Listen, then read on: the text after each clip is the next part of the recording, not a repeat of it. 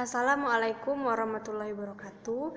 Perkenalkan, nama saya Esti Wulandari dengan NIM 21017099.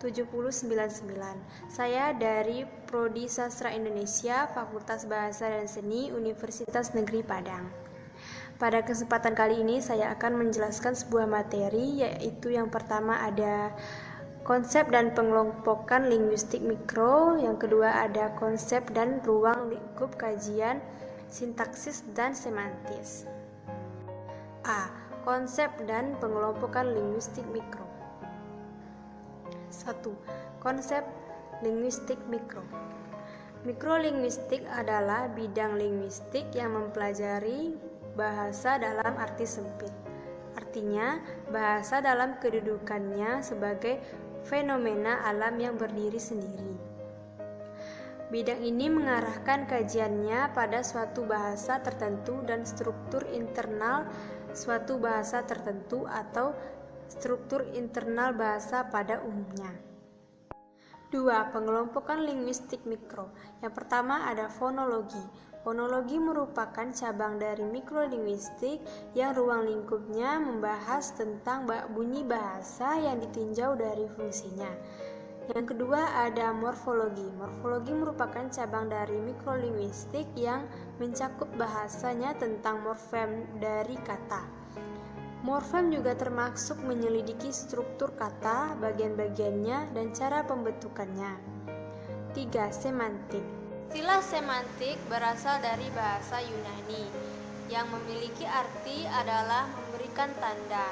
Semantik merupakan sebuah cabang yang berasal dari bahasa yang membahas tentang bagaimana contoh dari fonologi, morfologi, sintaksis, dan makna yang terkandung di dalam sebuah bahasa.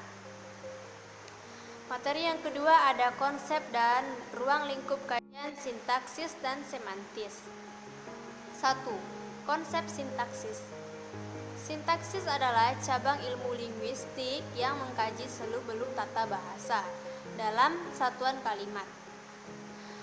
Ramlan mengungkapkan bahwa sintaksis adalah bagian atau cabang ilmu bahasa yang membicarakan seluk-beluk wacana, kalimat, klausa, dan frasa.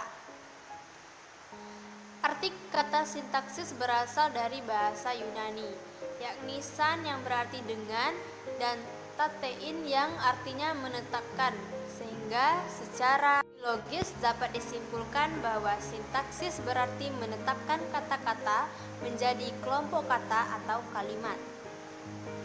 Dari kacamata linguistik, sebetulnya sintaksis memiliki kesamaan kajian dan analisis dengan morfologi. Sintaksis dan morfologi merupakan tata bahasa. Bedanya, morfologi mengkaji hubungan gramatikal di dalam kata itu sendiri, sedangkan sintaksis mempelajari hubungan gramatikal di luar batas kata dalam satuan kalimat.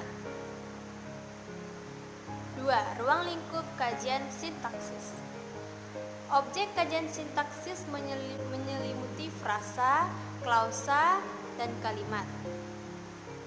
Berikut adalah penjelasan dari masing-masing objek. A. Frasa.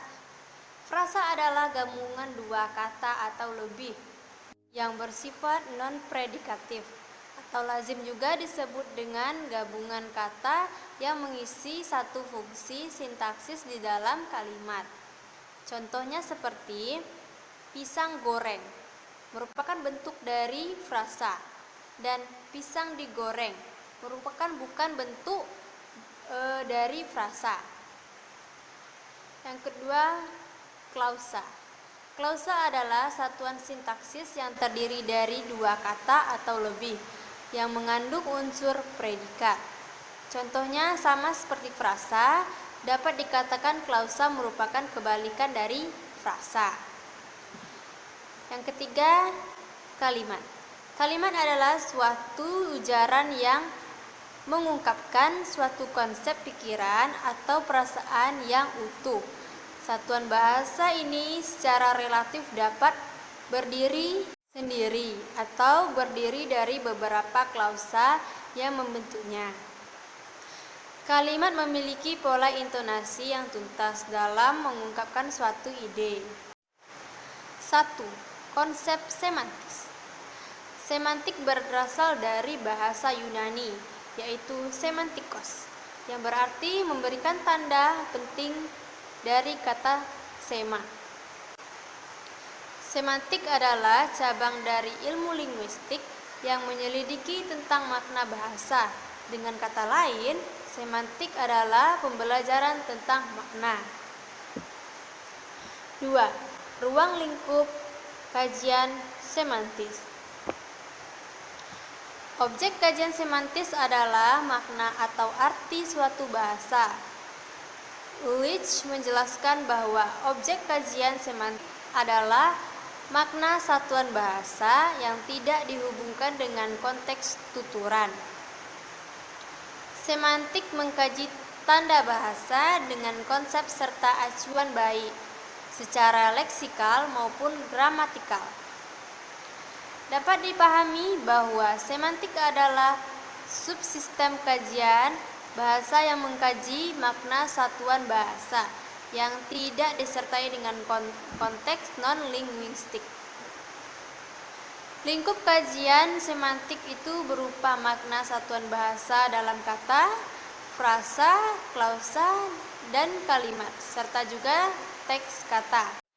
Itu saja materi yang dapat saya sampaikan pada kali ini. Terima kasih. Wassalamualaikum warahmatullahi wabarakatuh.